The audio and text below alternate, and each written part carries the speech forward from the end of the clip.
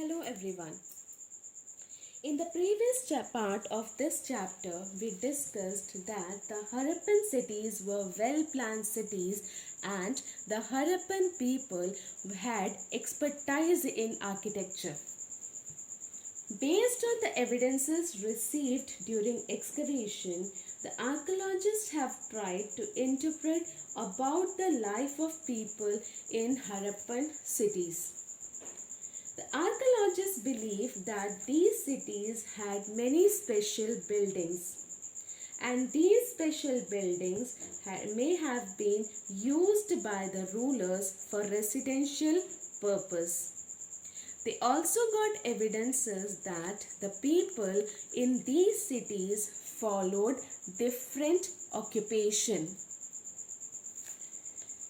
They have also got various objects from these sites which are not locally available, which means the people from Harappan cities used to travel to distant lands for getting the materials which were not locally available.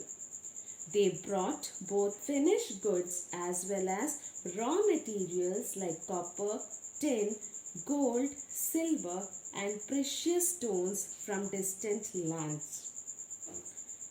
Evidences received during excavation shows that Harappan people had trade link with countries like Mesopotamia, Persia, Oman, Afghanistan, etc. Archaeologists have discovered seals of these countries from many of the Harappan sites. Also, Harappan seals were discovered from these countries, which is a proof that the countries had link with Harappan cities. Harappan people also had overseas trade. The overseas trade was carried from Lothal as it was near to sea.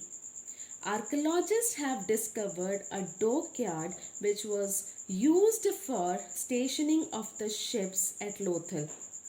The goods were loaded and unloaded into these ships by the people at Lothal. Lothal is therefore India's oldest port city.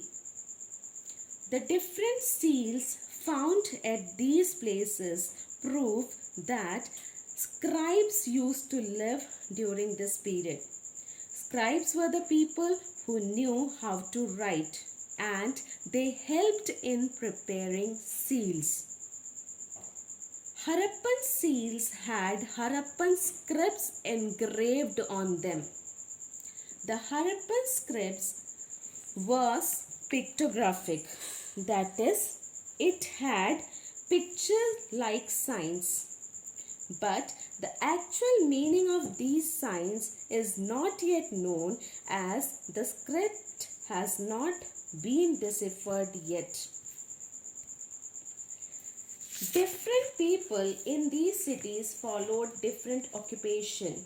There were farmers, weavers, potters, jewelers, metal workers, boat makers, masons, seal makers and traders. Both men and women were craftspersons who made all kinds of things either in their home or at the workshops meant specially for craftsperson. They used stone, shell and metals like copper, bronze, gold and silver for making different kind of things. Copper and bronze was used to make tools, weapons, vessels, etc. Gold, silver, shells and beads were used for making ornaments. We have got evidences which shows that both men and women wore ornaments. The earthen pots that were discovered from the sites of Harappan cities are different from the earthen pots that have been discovered from other sites. These pots had beautiful black design carved on them. The Harappan seals were made up of stone and they were mostly rectangular in shape. They normally have an animal figure carved on them. Seals were used to stamp bags or packets. Bags were tied and a layer of wet clay was applied on the knot and the seal was pressed on it. Archaeologists have also found a large number of terracotta toys. These toys include clay cart, ships, boats, figures of animals, dancing doll, bird-shaped whistles, etc. It shows that toy making was also one of the occupations of the people. The clay spindle and pieces of clothes, buttons, needles discovered from various sites suggest that people of this period stitched cloth. Clothes were made up of cotton. Cotton was probably grown locally. The statue of a bearded man wearing a shawl with floral pattern suggests that designs were made on cloth using different techniques. The people living in the countryside followed agriculture and reared animals. These farmers and herders supplied food to the people in the cities. A toy plough discovered at a site suggests that they used to plough in the fields. Plough was used for tilling and digging the field. They grew wheat, barley, pulses, peas, rice, sesame, linseed and mustard.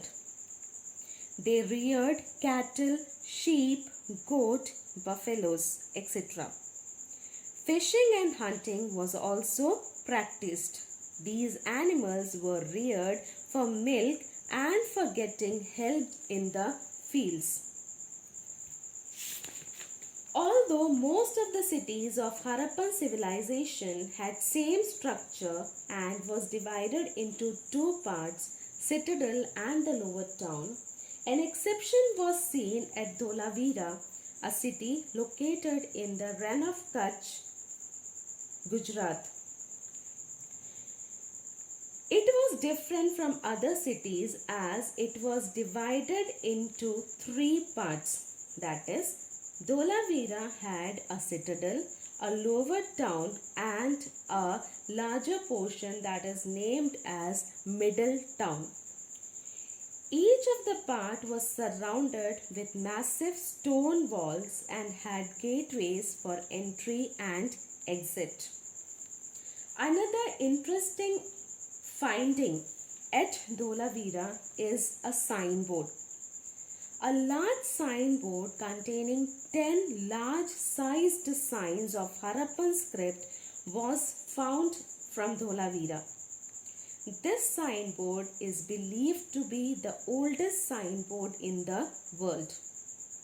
But what is written on this signboard is a mystery as the script has not been deciphered yet.